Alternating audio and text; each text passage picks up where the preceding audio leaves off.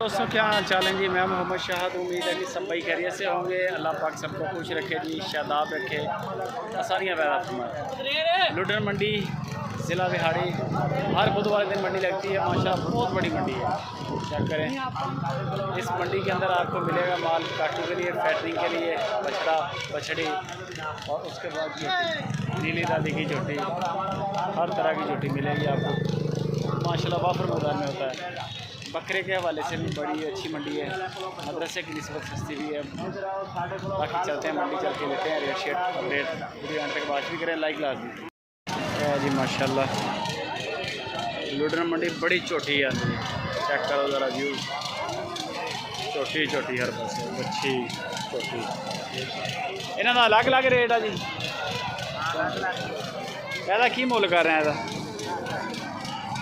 हाँ और कुछ किनू पता? अच्छा दूसरे बंदे को पता यार। कोई आइडिया दे दे मैनू, हम मैं बनानी शुरू कर ही ली है। खट्टी है 40,000 की, 40,000 तो 35,000 दो रेट है। नहीं 35 40 हाँ वड्डियां तो दस आ जी, तेरे खड़ी तीन 45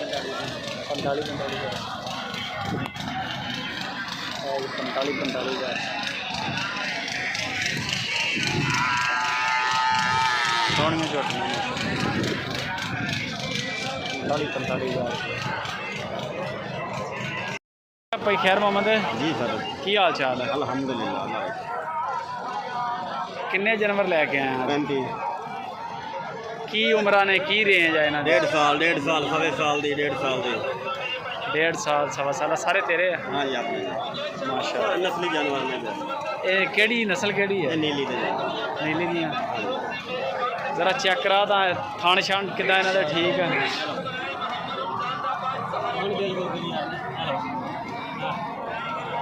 सही हो गया। सारियाँ एको जी कट्टियां ही हैं? सारी कट्टे कट्टे भी है? कट्टे भी लगे। तो इन्हों का की मुल शुल पैकेज की बनाया हुआ? मुक्तसर की गल आती, मुल 45 की जी, 35 के बाद बेचना 35,000 रुपया 35 पुट्ठे के हिसाब में। हाँ जी। इंटरनेट पे बंदे ने अगर तेरे फोन करन हाँ जी। की मोहब्बत करेंगे? 35 पूरा या गुंजाइश कर लेंगे? आन ना मौके तो ही होना है, वादा घाटा नहीं लभ जाए तो मैं 50 वाले की किसी रेंज चाहिए, 80 चल चाहिए, 40 की चाहिए, 30,000 की रेंज चाहिए और रेंज के मुताबिक माल मिल। नंबर तो ही अपना सामने आ जा मड़ा जा सामने आ जा, इधर तेन बंदे देख भी लैन। की नंबर शंबर दसी? 43 74 26 669 74 26 669 669। खैर मोहम्मद लुडन सिटी के रहने वाले हैं। नीली तो 35 नू पुट्ठा 35 छोटा जानवर पट्टे छट्टे सही खा लिया दोनों राज पर माशाल्लाह ठीक है। नुक्स ऐब नहीं होएगा कोई? कोई लोग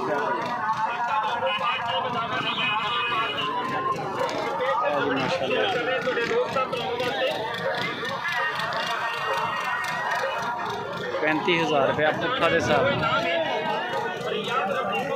कुछ बड़े नहीं जानवर, कुछ छोटे भी नहीं।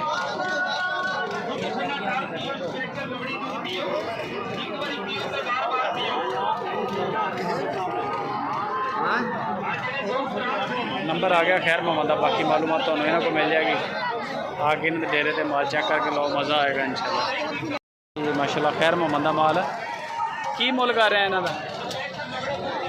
कर रहे हैं 45-40 हज़ार। 47 48 हज़ार। खैर मोहम्मद के नंबर ले लिया जी।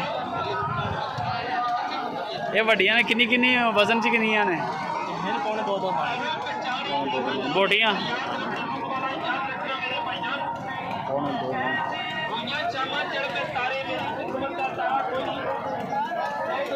ऐसे नाल ही लाट है जी। 35,000 से लाट आ जी। सारे जानवर ने है जोड़ा